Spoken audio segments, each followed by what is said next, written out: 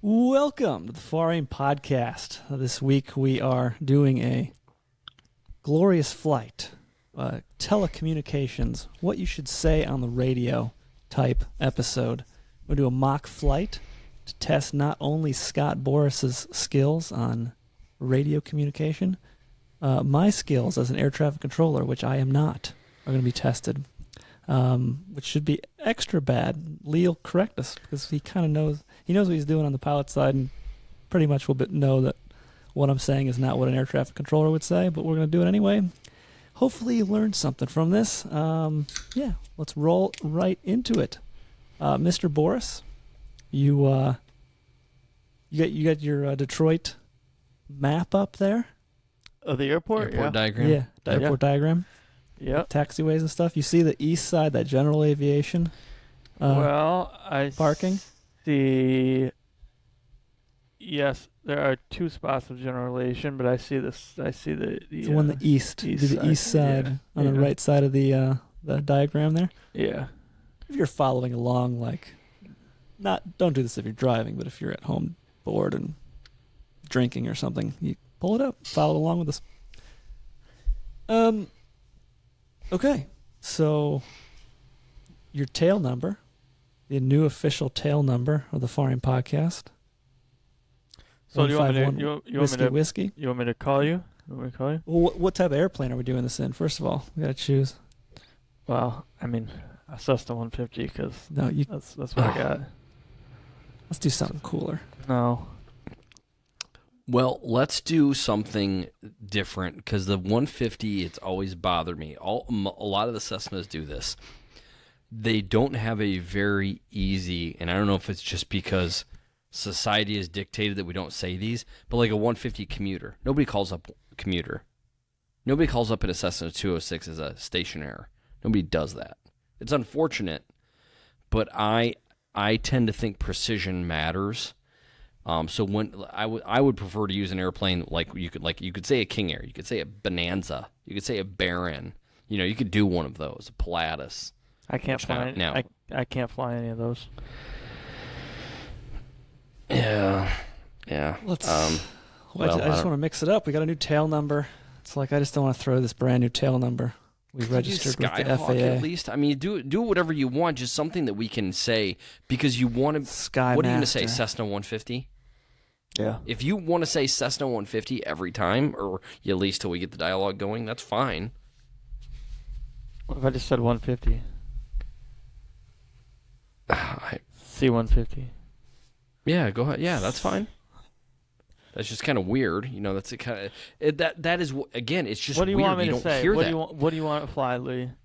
I don't want to. Well, I have no problem with the 150, other than nobody. I hear ATC do this with flight following all the time. People call up in a 150, and they just say Cessna. In this case, Cessna 151 whiskey. And the controller's going to be like, say type aircraft. At some point in the dialogue establishing, the flight following and the data tag and all this stuff. And they have to go back. But if you call up Skyhawk 151 whiskey, the dude knows it's a 172. It's a C-172. You know what I mean? That's what I'm getting at. We do a Baron. Scott, fly a Baron this time. You want to fly a Baron, Scott? We're gonna spend so much time on the ground taxing before we get off the air. This is how all those episodes go. We need something a little quicker to get you back over to PCW. I don't even know how to fly a Baron. Well, ATC doesn't know that. I'm gonna crash.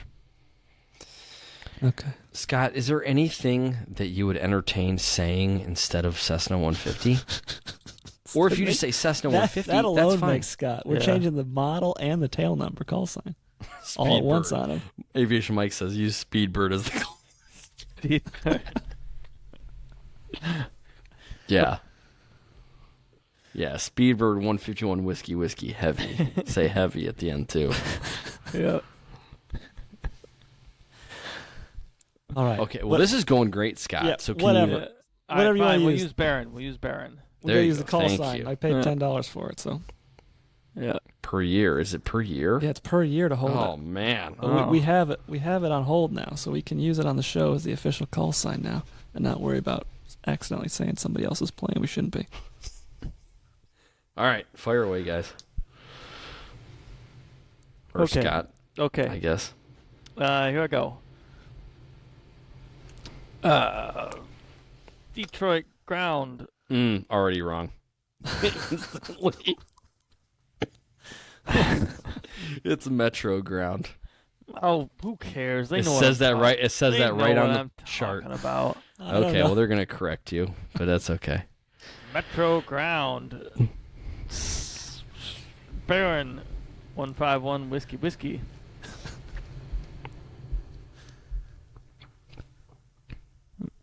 Rob. 151 whiskey, Metro Ground. Go ahead. 151 whiskey. Requesting taxi for departure to the east.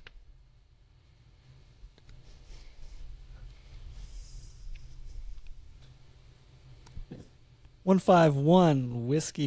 You have the current ATIS. Yep. This is very accurate of what would happen.